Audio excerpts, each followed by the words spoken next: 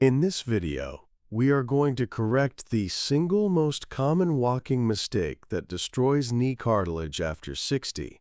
If you are stepping up on your toes, you are maximizing the shear force on your knee. It seems intuitive to be light on your feet, but on stairs, it's dangerous.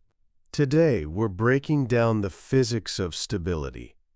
I'll show you why. Quiet, feet are hurting you, how to redistribute your weight, and the three-part form guide to climbing with confidence and zero pain. For many of us, the stairs become the ultimate physical gatekeeper. We start avoiding them. We look for the elevator. We worry that every step we take is grinding away the last bit of cartilage we have left. But wisdom is perfected with age, and right now, your pain is less about your age and more about simple mechanics you may have forgotten. This movement mistake is one we all adopted over decades. It is subtle, but it costs your knees dearly every single day. If you correct this one error, you will immediately change how your knees feel when climbing. This is not about getting stronger. It is about moving smarter. The number one mistake is the toe-only push. Watch yourself next time you face a stair. Do you plant the ball of your foot first? Do you push off the ball of your foot like a sprinter coming out of the blocks? This is the issue. When you climb stairs using only your toes or the ball of your foot, you turn your entire foot into a lever. That lever pushes your shin bone forward.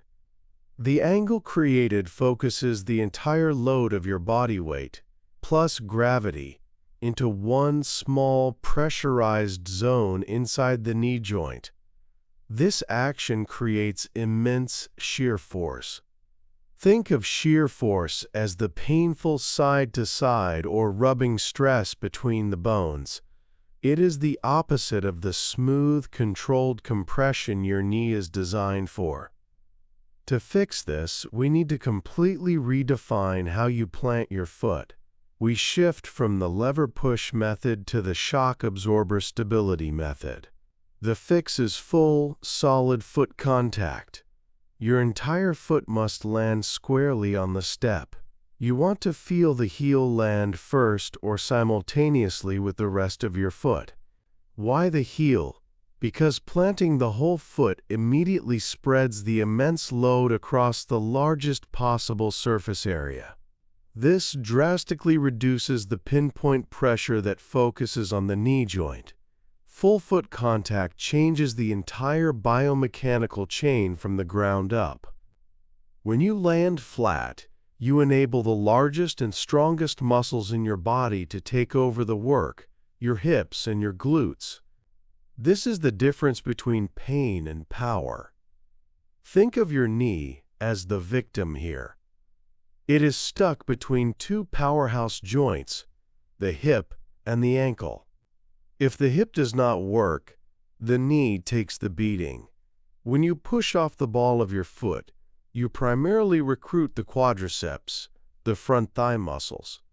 Quads are essential, but they tend to pull the kneecap into the joint, increasing friction during movement. We need to fire the glutes, the heavy lifters, that should be responsible for propelling you upward. We call this the glute drive. After you plant your entire foot, the cue is to push straight down through the heel. Imagine trying to drive your heel right through the stair itself. Do not think about lifting your body up. Think about pushing the stair down. This simple mental cue instantly engages the gluteus maximus, pulling the force away from the front of the knee and routing it safely through the hip socket. This is your primary mechanism for pain-free climbing. This is smart movement. If you want more evidence-based wisdom on restoring strength and mobility, make sure you subscribe to Primetime Wisdom. We cut through the noise to bring you the insights that matter most. Now that we have the foot contact, and the muscle drive corrected, we must address stability. Stability is key to preventing the knee from wobbling inward, which is known as valgus collapse. This wobble is another massive source of pain as it torques the knee sideways. The key to stability is ensuring your knee tracks directly over your ankle and your second toe throughout the entire movement. Do not let your knee drift inside your foot. If you look down and see your knee collapsing inward toward the midline, you are losing stability. To reinforce this tracking, we integrate a minor torso adjustment, the forward lean. This is not slouching, but a strategic hinge at the hips. When climbing, lean your torso slightly forward, perhaps 15 degrees over the climbing leg. This shifts your center of gravity forward, right over your base of support. When your center of gravity moves forward, you significantly reduce the amount of effort the quadriceps need to exert just to keep you upright. This forward hinge makes it physically easier to push through the heel and engage those powerful glutes we just discussed. Try it now. Stand up and lean forward slightly. You should feel your weight settle toward your heels. This is the exact feeling we want when climbing. Let's put the first three elements together: full foot plant, glute drive, and forward lean. As you initiate the climb, your focus must be on control and cadence. Most people try to rush the climb, relying on momentum. Momentum is the enemy of joint health. Slow down. Take one step at a time, consciously planting the whole foot, leaning forward, and pushing down through the heel. Each movement should be deliberate. This slow, controlled pace allows your stabilizing muscles to activate properly. It prevents the rapid, high-impact forces that exacerbate knee pain. What about the handrail? The handrail is your friend, but it should be used for balance, not for hoisting your entire body weight. If you are white-knuckling the rail and pulling yourself up with your arms, you are relying on your upper body to compensate for weak lower body mechanics. Use a light, guiding touch on the handrail. Imagine the handrail is there just to confirm your balance. This forces your leg muscles to do their job properly, which builds the necessary muscle memory and endurance over time. Do not let your upper body perform your leg's duty. Climbing down the stairs often feels worse than climbing up. This is because going down is an eccentric movement. It requires your muscles to lengthen under tension. They are braking against gravity, which demands incredible control. When descending, the mistake is often stomping or dropping onto the next step. This sends a shockwave right up the leg. The correction for descending is simple but takes practice. Lead with the hip and keep the knee soft. When you step down, place your entire foot flat onto the lower step first. Do not reach with the toe. Keep the knee of the standing leg slightly bent. Never lock it straight. Locking the knee transfers all the braking force directly into the joint.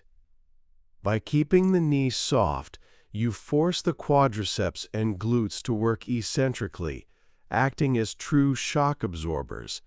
Your descent should be silent. If you hear a heavy thud, you are dropping too quickly. Slow your descent until it is nearly silent. Let us address common objections and adaptations. Many older adults have been diagnosed with osteoarthritis or have had knee replacements. Is this advice still applicable? Yes. In fact, it is even more critical. If you have been told your pain is bone on bone, movement is not the enemy. Poor movement is the enemy. By adopting the glute drive and full foot plant, you are optimizing the forces that pass through your joint. You are maximizing the efficiency of your muscle support, which is the best protection available for damaged or replaced joints. This technique is routinely taught by physical therapists to minimize strain on the hardware and surrounding tissues. Always get approval from your own physical therapist, but know that optimized movement is the goal. What if your steps are shallow or too deep? The rule remains the same: full foot contact. If the step is very shallow, you may need to turn your foot slightly inward to ensure the heel catches the edge, allowing you to drive down. If the steps are deep, take advantage of the space. Ensure you can still apply the forward lean to activate the glutes without feeling off balance.